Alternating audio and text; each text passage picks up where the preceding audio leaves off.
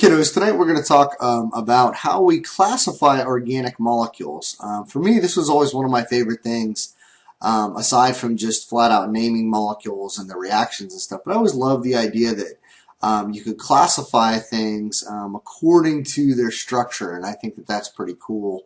In chemistry, of course, I might be a little bit weird. So first off, we're going to break them down into three broad categories, and then we're going to talk about something called functional groups.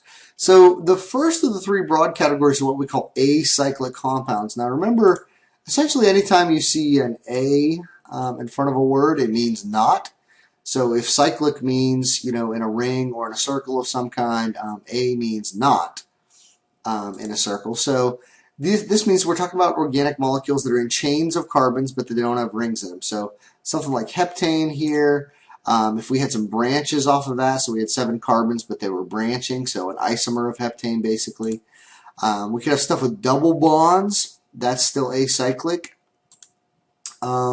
We could have some other stuff hanging off of it other than the carbons and the hydrogens. This is a hydroxyl group. We'll see it here in a second when we talk about functional groups. We could have some double bonds to those other things. This is going to be a ketone. We'll see here in a little bit. All of these compounds, though, are acyclic. They're just basically chains with stuff hanging off of them. They don't circle back in on themselves and sort of link together into different types of rings. So if one category is acyclic, then the other categories must have something to do with cyclic. So we've got 2 categories of cyclic compounds. The first are called carbocyclic compounds. And essentially what that means is that the ring itself is made up of carbon. Okay, and then of course, we know that since these are skeletal structures that there are hydrogens hanging off, but this is one of the more classic ones. This is a benzene ring. This is essentially the base for every aromatic compound. Limonene is a molecule that we get from citrus oil. A lot of citrus cleaners will have that in there, and then testosterone is another example of carbocyclic compounds. In fact, testosterone is kind of cool, as a lot of the hormones are, in that it actually has, if you look here, 4 different rings, 3 of them hexagonal and then a pentagonal ring there. And then, of course, a bunch of other stuff hanging off of it, which is part of what makes it testosterone. Those are all carbocyclic. Everything in the rings themselves has to be carbon with just the rings themselves, the links in the rings, have to only be carbon. Now, if the rings themselves have stuff other than carbon in them, then we call them heterocyclic compound. Remember, hetero means different. And so usually what happens is most of the ring is carbon, and then there's 1 or 2 other atoms thrown in there somewhere. So nicotine is a famous one, coumarin, that's the smell of cut grass. Adenine and guanine, of course, are 2 of our nitrogen bases for DNA. And so those are obviously going to be pretty important to us as we get into biochem next semester as well. So those are heterocyclic. Those are the 3 broad categories. So we've got acyclic, carbocyclic, heterocyclic. But what we actually tend to break things down into a lot more in organic chemistry is into things called functional groups. So a functional group basically is a group of atoms that's going to sort of hang off somewhere off of the carbon chain. Remember, we're talking about organic chemistry, so we still have to have some sort of carbon, either in a chain or in a cyclic compound of some kind.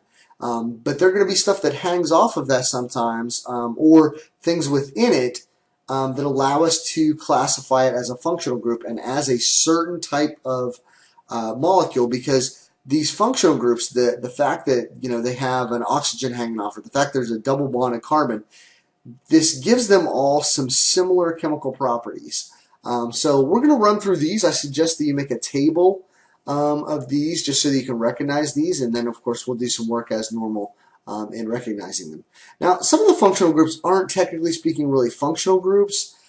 They're just classification according to just the carbon framework and how it's arranged and how many bonds it has and is it cyclic and stuff like that. So the first of these are what we call alkanes. Alkanes are what we call saturated hydrocarbons, and we'll talk more about them in the next unit that we're going to talk about. We'll talk extensively about alkanes and naming them and their reactions. Saturated hydrocarbon means that they're holding as many hydrogens as they possibly could, which of course means 4 for a single carbon, but anything else if they're single bonded, 2 or 3, depending on whether or not they're on the end.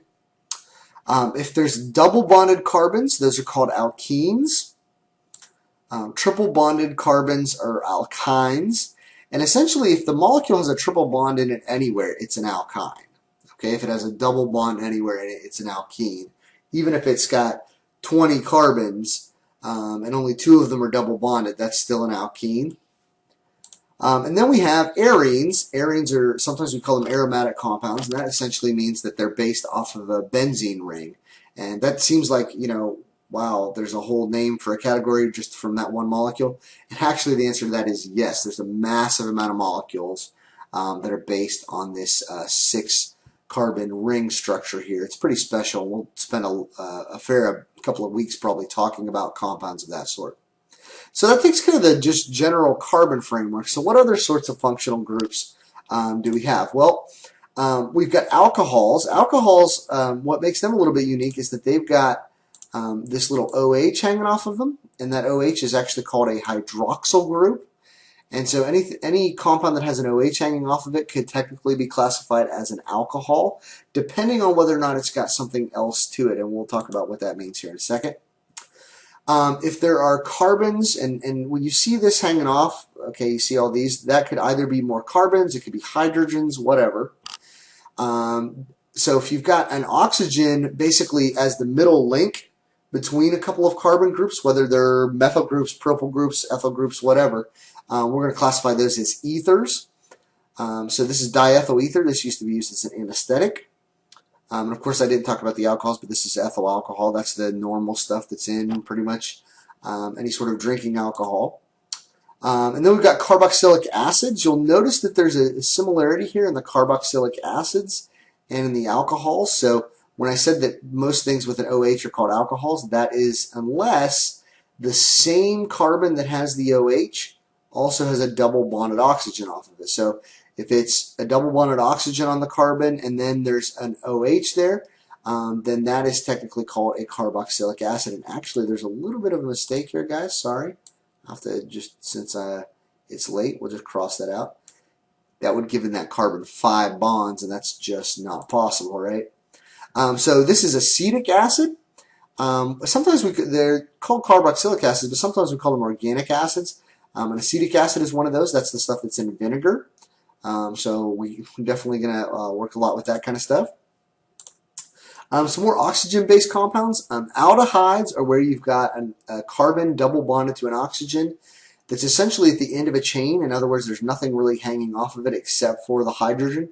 Now this chain here could go off for a long ways, but if the end carbon has a double bonded oxygen and then just a hydrogen, then those are aldehydes. So this is a pretty famous one. That's formaldehyde, obviously the stuff that used to get used a lot to preserve specimens. We don't tend to use it as much anymore because it's pretty carcinogenic. Ketones.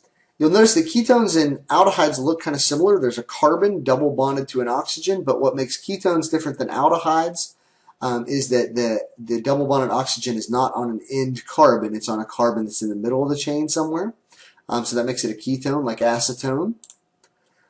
And then we have esters. Now, what you'll notice here is that esters look remarkably similar to the carboxylic acids.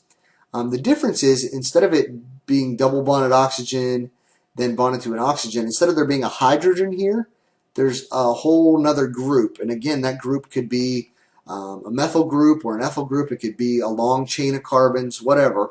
As long as you've got this essential piece here in the middle, okay, right here, then this makes it an ester, just like this makes this a ketone, and the fact that that same thing is on the end of the molecule makes it an aldehyde.